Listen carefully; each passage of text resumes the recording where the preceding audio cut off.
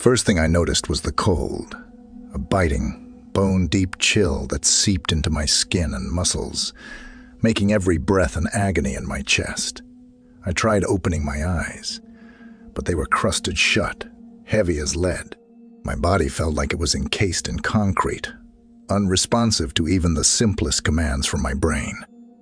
Slowly, sensation returned in painful waves. The icy ground pressed against my back, leaching what little warmth remained in my core.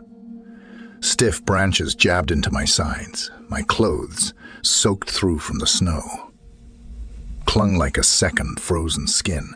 A dull, throbbing pulsed at my temples, in time with my sluggish heartbeat. With tremendous effort, I pried open my eyes. Darkness greeted me at first, then slowly resolved into a blurry canvas of dense evergreens swaying against a night sky.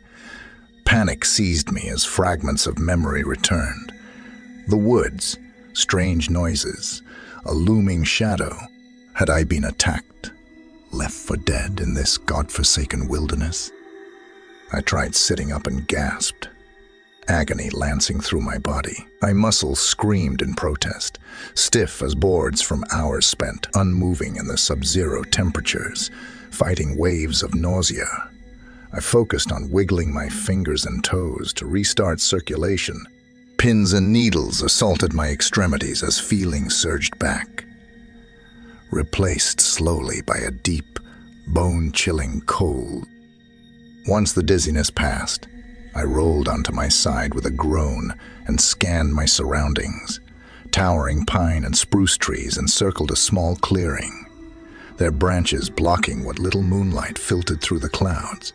Snow blanketed the forest floor, undisturbed except for my body lying prone at the edge. No footprints, drag marks, or other signs of disturbance marred the pristine white carpet. Had I really come this far into the woods alone? It didn't make sense. I always stayed close to the trails for safety, never venturing into the dense thickets where it was easy to become disoriented or lost. Something wasn't adding up. Bracing myself against a tree trunk, I struggled to stand on legs that felt like overcooked noodles. The world spun as blood rushed from my head, and I leaned against the rough bark, waiting for the dizziness to pass. Once steady, I took stock of my condition. My clothes were soaked through and stiff, boots caked with ice and mud. Fingers and toes were an angry red, but thankfully still attached. Aside from a pounding headache and residual weakness, I seemed physically intact. My next priority was finding a way back to the safety of my cabin. I turned in a slow circle, trying to get my bearings. The trees all looked the same, tall, dark silhouettes blotting out the sky. Panic rose as I realized with sinking dread that I had no idea which direction led to the trail. Disoriented and alone in sub-zero temperatures, I could easily perish from exposure if I didn't find shelter soon. That's when I noticed the first clue. Faint marks in the snow caught my eye, leading away from the clearing into denser brush. I knelt unsteadily for a closer look.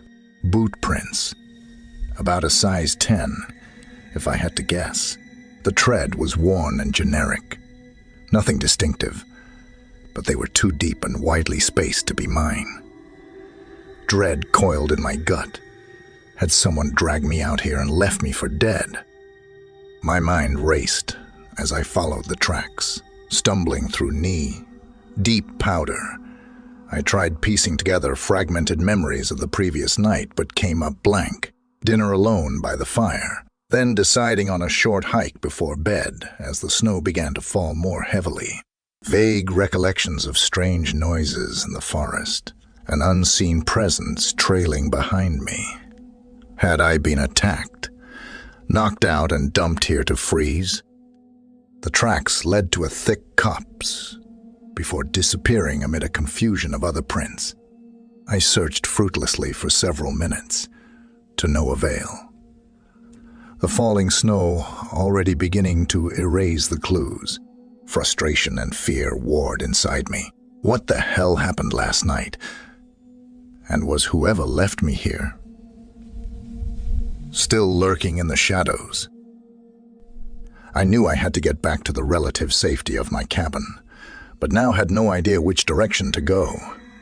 Disoriented, weak and alone in the vast wilderness. Hypothermia and exposure were very real threats.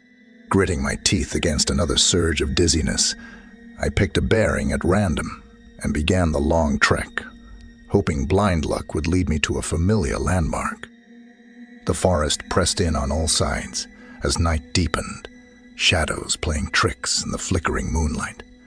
Every snapped twig or rustle of undergrowth sent my heart racing, imagining unseen assailants stalking just beyond sight. By some small mercy, the snow began to let up as I walked, though the temperature continued its free fall. My clothes were stiff as cardboard now, boots filling with icy slush at every step. Hypothermia's numbing embrace beckoned like an old friend, dulling pain and fear alike. Just as exhaustion threatened to overwhelm me, a dark shape materialized between the trees. My cabin, solitary guardian against the wilderness, had never looked so welcoming. I stumbled the last few yards and collapsed against the solid oak door, fumbling numbly for my keys with fingers that refused to bend.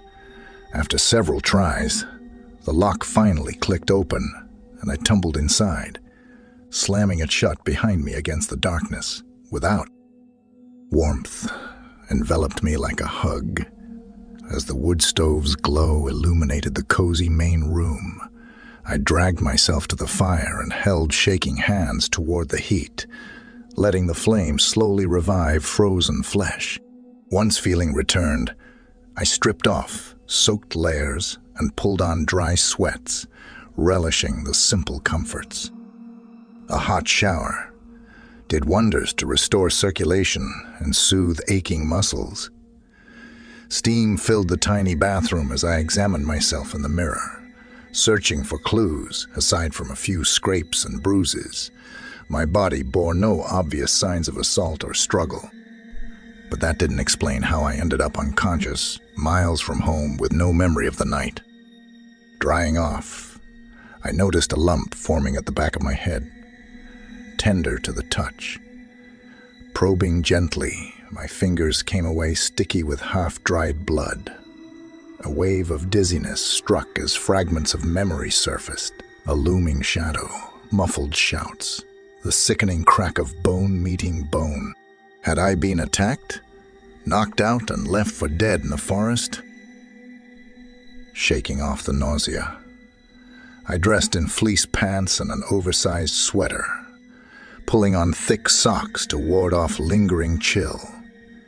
In the kitchen, I downed 2 mugs of strong black coffee, laced with whiskey, feeling warmth spread through my core.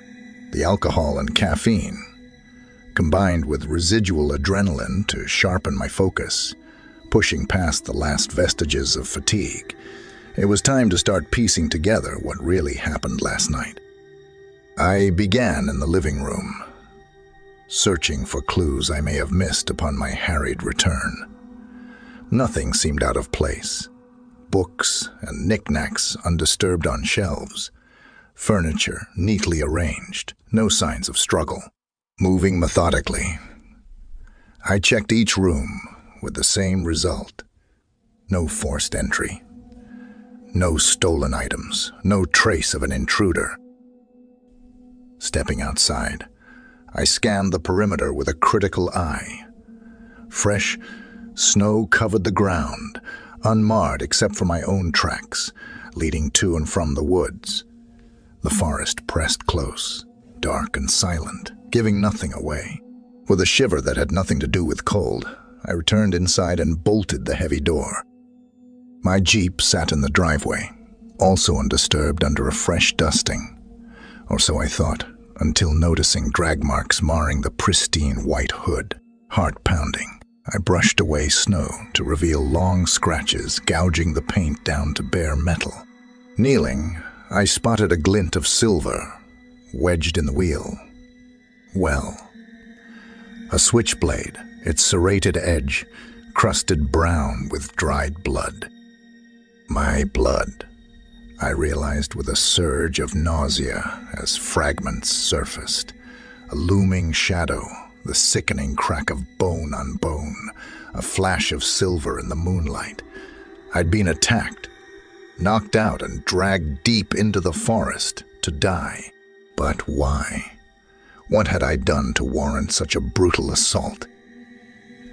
Questions swirled as I paced the living room, replaying the night's events over and over to no avail. Frustration and fear warred inside me. Someone, or something, was out there in the darkness, and it knew where I lived, knew my routines, had been watching and waiting for the right moment to strike.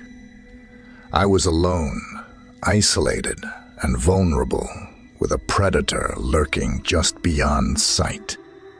Exhaustion pulled at my frayed nerves, but sleep remained elusive.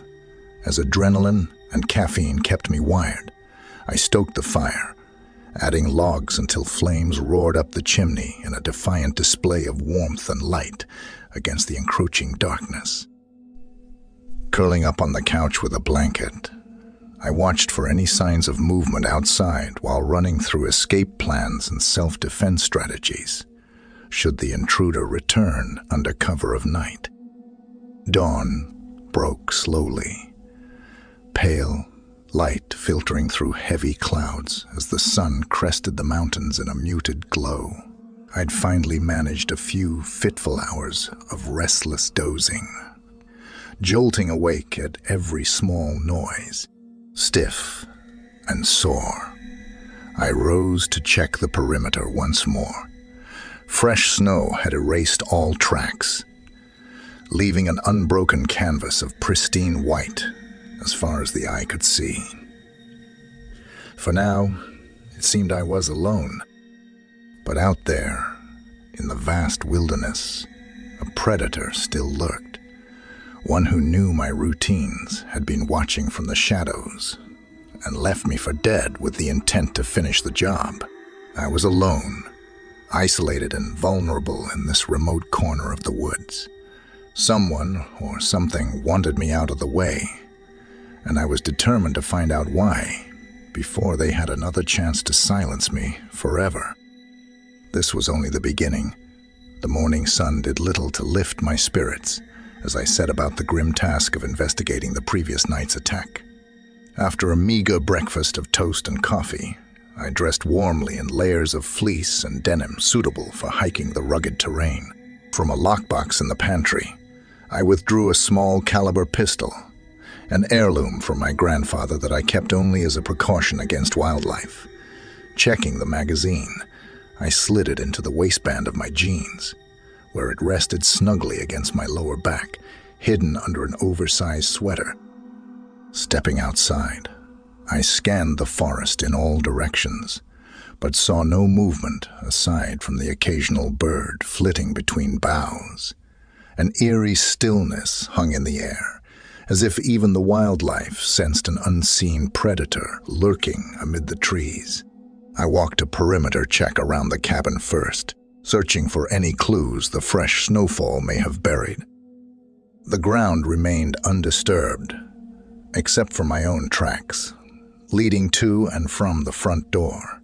I knelt to examine drag marks on the hood of my Jeep more closely. Noting the assailant's size, 10 boots had gouged deep scratches through to bare metal beneath.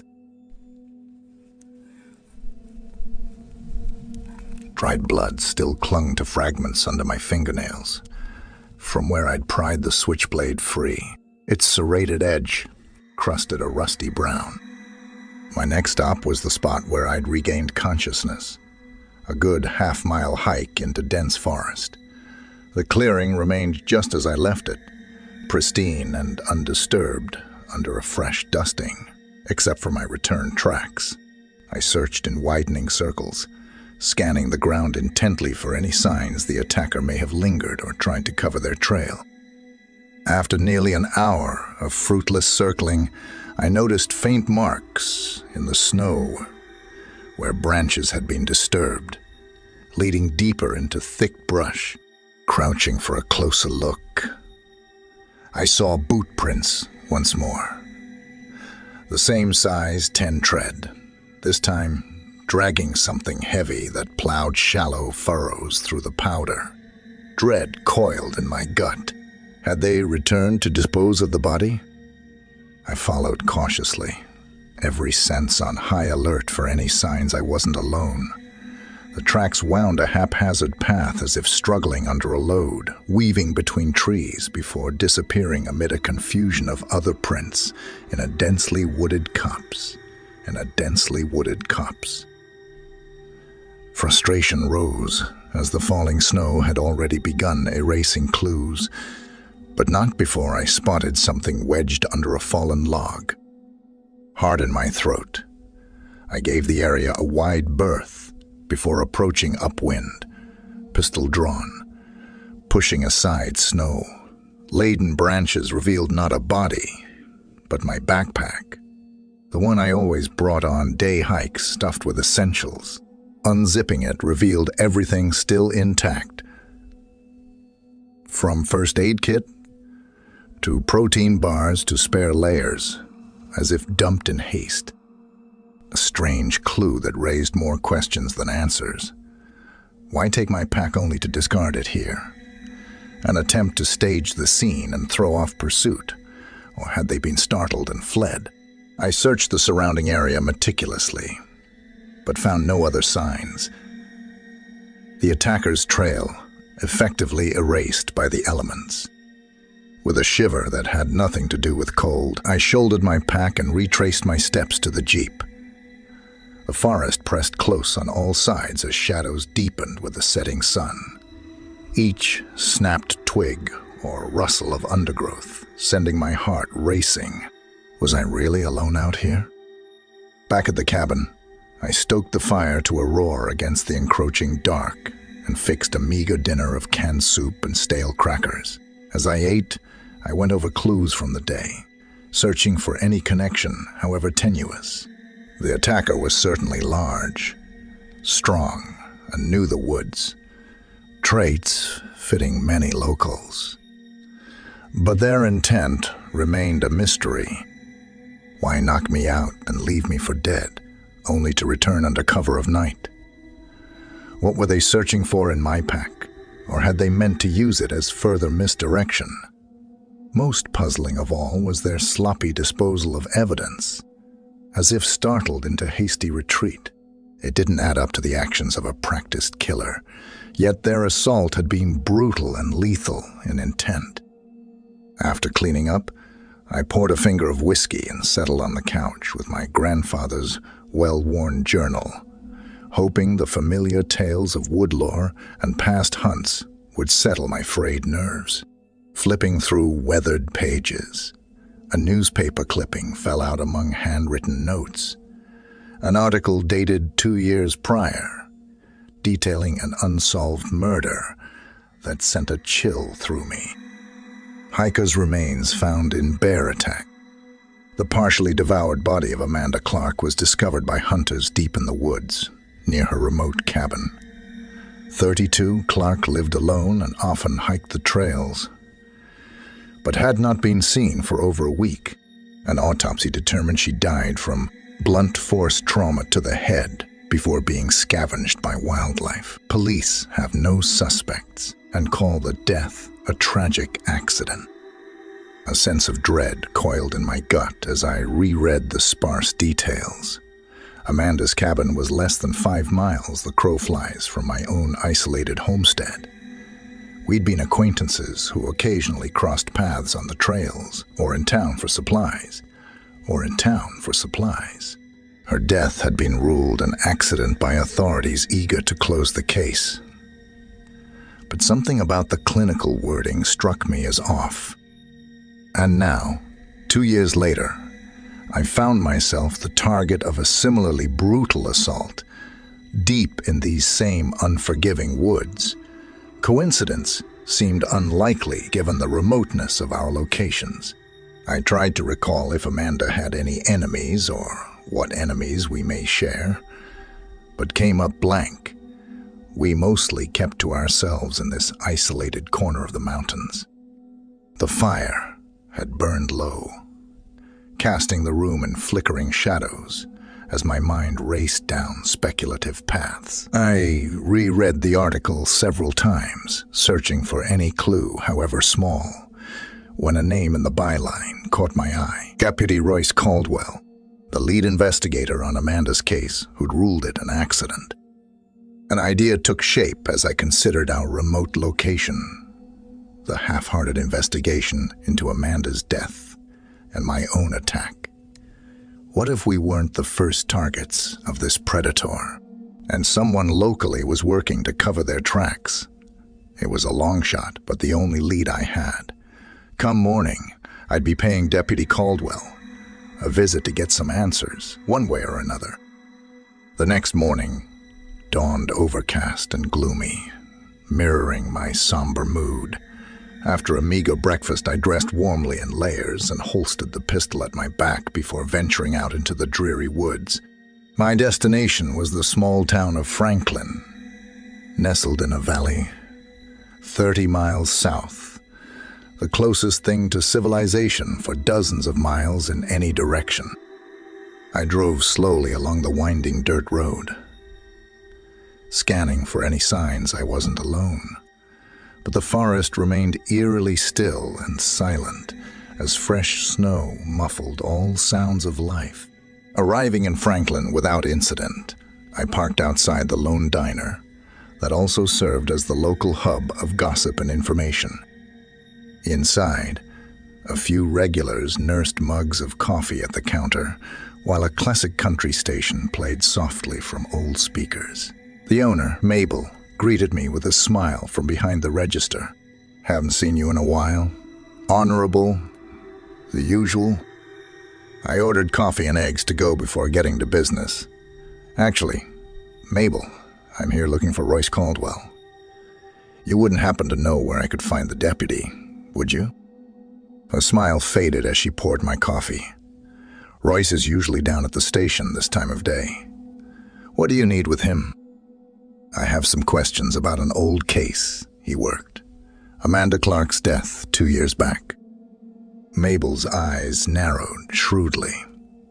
Always thought that one didn't add up. Royce was too quick to call it an accident, if you ask me. Watch yourself with that one, honey. He ain't always on the up and up. Her cryptic warning piqued my curiosity even more. I thanked her and headed to the small police station nestled between the post office and town hall. Inside, found a single room with a battered metal desk, filing cabinets, and an ancient coffee maker gurgling in the corner. A heavy-set man in a rumpled uniform glanced up from paperwork, recognition flashing in beady eyes. Nicky Reynolds, been a while since you darkened my door. What can I do for you? I got straight to the point. I want to talk about Amanda Clark's death.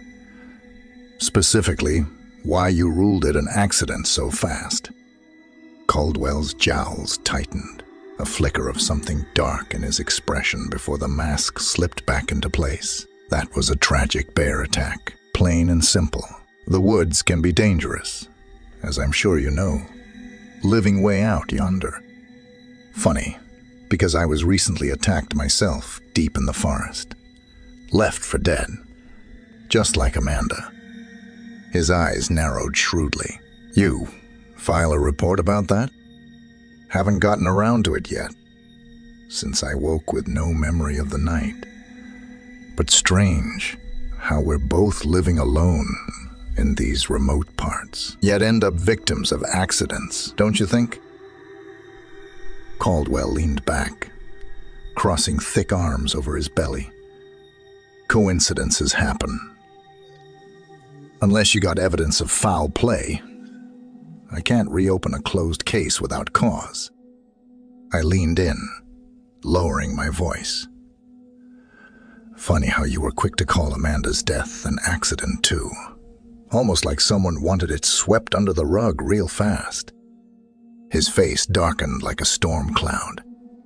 You watch that sharp tongue of yours, girl, before it gets you in trouble.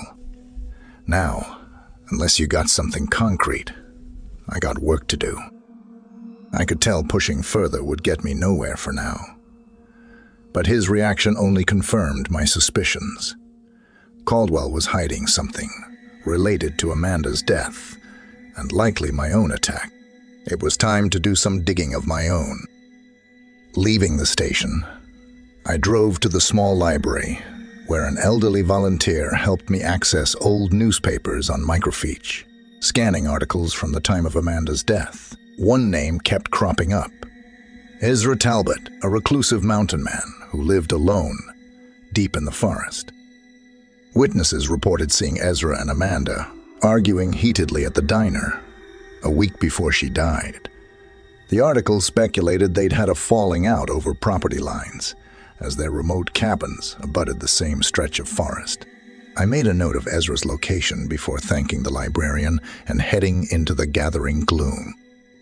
Driving the winding dirt road towards Ezra's homestead, my mind raced with unanswered questions.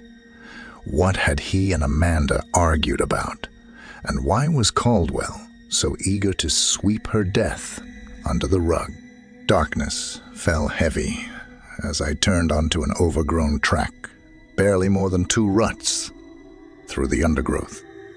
The forest pressed close on all sides as shadows deepened. I rolled down the windows, senses on high alert for any movement or sounds of life within the dense thickets. Finally, a solitary light flickered between the trees.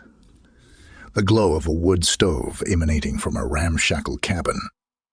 I parked and approached the front door cautiously, rapping the worn wood with my knuckles. Only silence and the crackle of burning logs answered from within. I tried the handle and found it unlocked, pushing inside to a scene of organized chaos.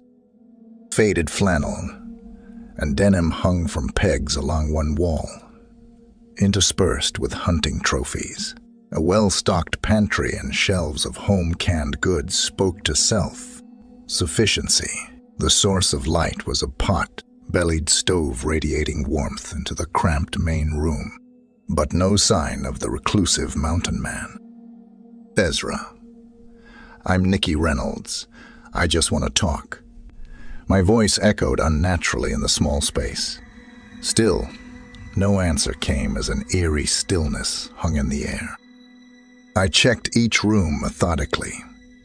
A tiny bedroom, washroom, and tool shed out back, all empty. Returning to the main room, movement outside caught my eye through a grimy window. A figure emerged from the forest, silhouetted against the moonlit snow, carrying an armload of firewood.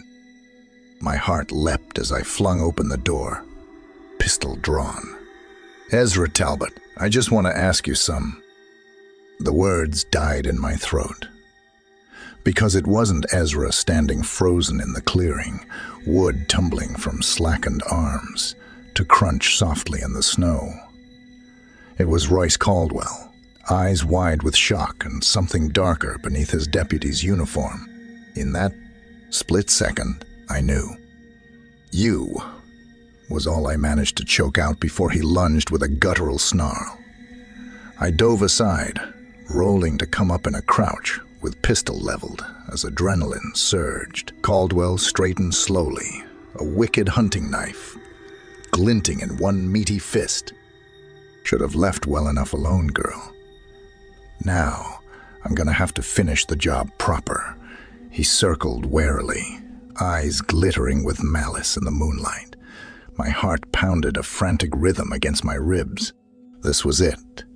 The final showdown between hunter and prey in the vast, unforgiving wilderness.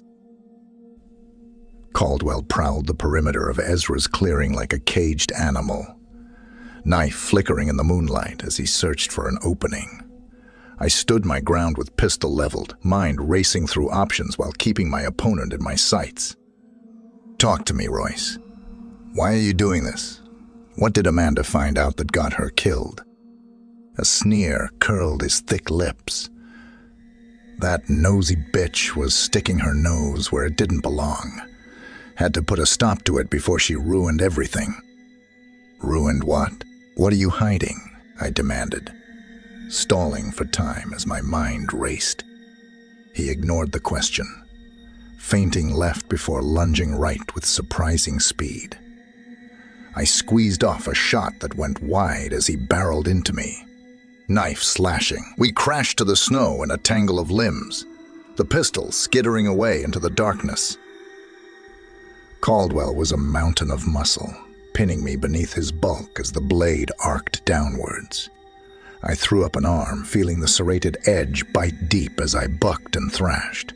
With a primal yell, I drove my knee into his groin and brought my forehead smashing into his nose with a sickening crunch. Howling, he reeled back just long enough for me to roll free and scramble for the pistol lying a few feet away. Caldwell was on me again before I could get a shot off, his massive hands closing around my throat with crushing force. Stars exploded behind my eyes as oxygen fled, my fingers scrabbling uselessly against his iron grip. Through the red haze of suffocation, a glint of silver caught my eye where the hunting knife had fallen. Summoning my last reserves of strength, I grasped the hilt and drove the blade up to the hilt in Caldwell's meaty forearm. His bellow of pain shook the trees as the pressure vanished from my throat. Gasping and retching, I rolled away and came up in a crouch, leveling the pistol with shaking hands. "Stay back," I wheezed, coughing up blood. "It's over, Royce. Tell me what you're hiding before I end this." Caldwell clutched his mangled arm, blood oozing between thick fingers as he panted like a winded bull. Hatred and something like fear warred in his beady eyes, knowing his secrets were no longer safe. With a guttural snarl, he lunged again. 3 shots rang out, the reports echoing unnaturally through the dense forest. Caldwell jerked and staggered, eyes wide with shock before collapsing face, first into the snow. I stood over his massive form, pistol smoking as adrenaline and endorphins surged through my veins in a heady rush. He was still. The only movement, a dark stain spreading rapidly across the pristine white carpet beneath his massive torso. I'd hit my mark twice in the chest, once through the side of his skull, for good measure. It was over, but my mission wasn't complete. Holstering the pistol with shaking hands, I crouched by Caldwell's massive form and began searching methodically. Rummaging his pockets, turned up a wallet, badge, and a wad of cash that gave me pause. From an inside pocket, I withdrew a crumpled photograph, the image sending a chill through me. It showed Caldwell with his arm around a pretty blonde, Amanda Clark, smiling shyly at the camera. The pieces fell into place with sickening clarity. He'd been having an affair with a vulnerable woman, preying on her loneliness and isolation out here. But when she threatened to go to the authorities about something far more sinister, he had no choice but to silence her for good. My hands trembled, not from the cold as I tucked the damning evidence away. Standing shakily, I scanned the forest that pressed close on all sides, suddenly aware I was alone in the vast wilderness with a killer. But one last thread remained unraveled, the fate of Ezra Talbot, whose home I now stood in without permission. Dawn was breaking pale and wan, through the trees as exhaustion pulled at my frayed nerves. I knew I had to put distance between myself and this cursed place, but couldn't leave without answers. Returning to Ezra's cabin, I searched more thoroughly for any clues to his whereabouts. Rifling through a battered footlocker in the bedroom, I came across an old journal bound in leather. Flipping through yellowed pages scrawled with observations of the natural world, a name jumped out, Amanda. Reading further, my blood ran cold. It seemed Ezra and Amanda had begun a clandestine romance after meeting on the trails, but she broke it off not long before her death, terrified of Caldwell's reaction should he discover their affair. The deputy must have gotten wind and taken his jealousy to the extreme, silencing Amanda before she could flee with Ezra into protective custody. But what of Ezra? Had Caldwell silenced him as well to cover his tracks? I searched the rest of the cabin and tools shed frantically, finding only more questions. Finally, tucked under the bed, a frayed piece of rope caught my eye. Crouching for a better look, I recoiled in horror. Embedded in the coarse fibers were clumps of dried blood and strands of graying hair. Ezra's fate was tragically clear. Caldwell had gotten to him as well, disposing of the body God knows where to eliminate the last witness to his crimes. I fled Ezra's cabin, stumbling through the dense forest as dawn broke pale and wan through the trees.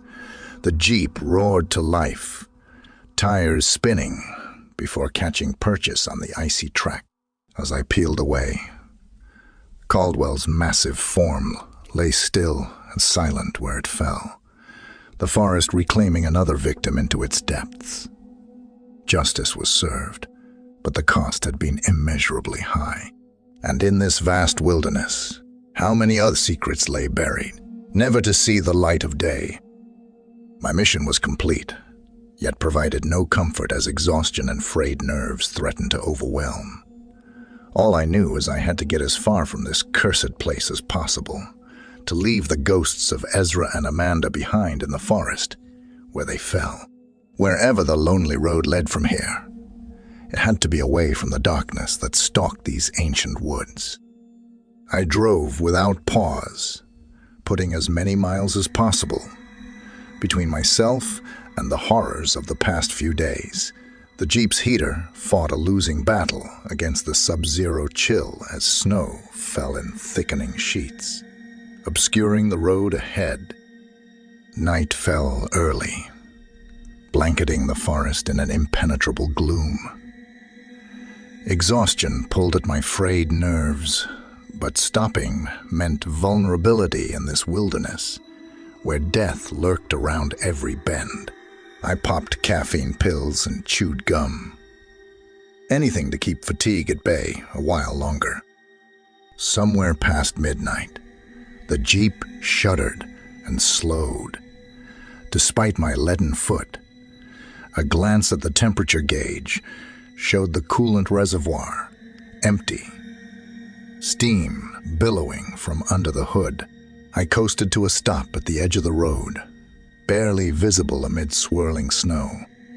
For a long moment I sat, unmoving, weighing options as panic threatened to overwhelm. Out here, I was alone, isolated, with no means of calling for help and predators stalking the darkness.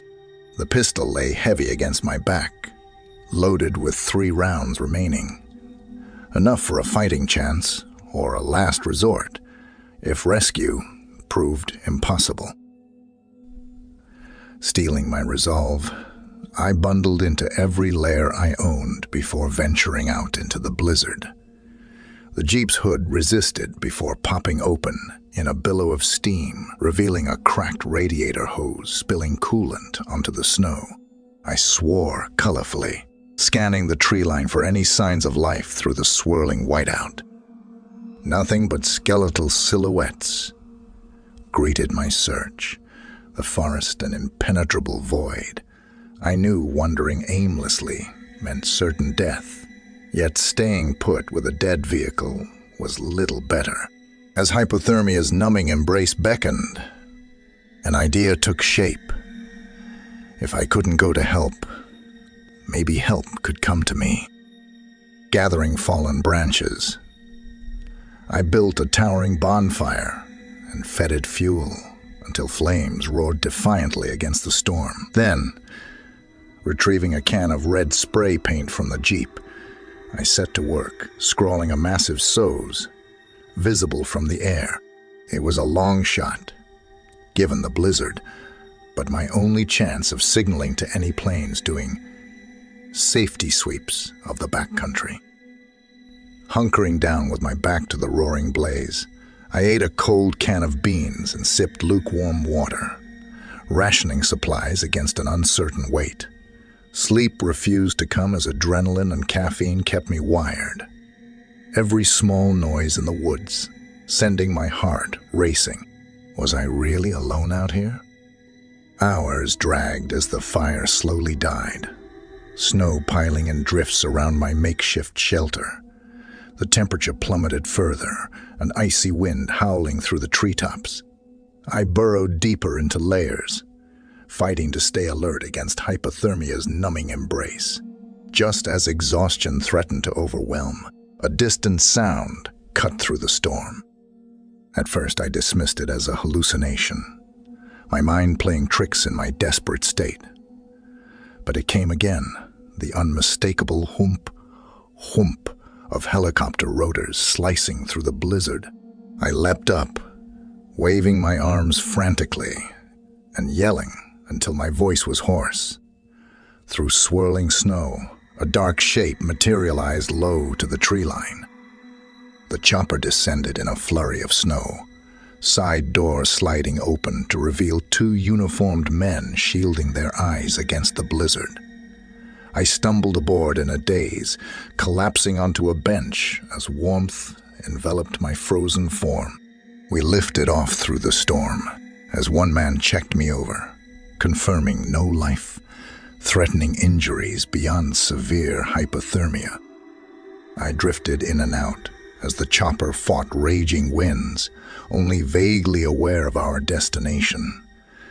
Coming around, I found myself bundled in blankets, sipping hot coffee in a small clinic waiting room. A nurse checked my vitals, pronouncing me stable if touch, and go for a bit. You're one lucky lady, miss. Not many survive a night out in these storms. Luck had little to do with it, I thought grimly, replaying the harrowing ordeal in my mind. I'd survived through grit, guile, and more than a little divine intervention, but the cost had been immeasurably high, scars that would linger long after flesh healed. Dawn was breaking pale through windows when the doctor cleared me for discharge, prescribing rest, fluids, and follow-up care. Stepping outside, I found my Jeep had also been recovered, radiator repaired through some small miracle. The nurse handed me a bag of supplies and well wishes for the road ahead. I drove slowly through thinning snowfall, putting distance between myself and that cursed stretch of wilderness, stopping only for gas and necessities. By dusk, I'd crossed 3 state lines with no clear destination in mind. All that mattered was leaving the past behind, wherever the open road might lead. Night fell as I rolled into a nameless truck stop diner, dead on my feet, but too wired to rest. Over coffee and a greasy burger, I scanned the listings in a tattered travel guide. Beaches in Florida, deserts in the Southwest, mountains out west. Anywhere but here, anywhere to start fresh without ghosts at my back. As I flipped pages, a scrap of newspaper fluttered out among travel brochures. It took a moment to place the headline, jolting me with the realization it was nearly a month old. Local deputy's body found. Homicide rule. The article detailed Royce Caldwell's remains being discovered deep in the woods, identified through dental records. Cause of death was listed as multiple gunshot wounds, in what police were calling a homicide.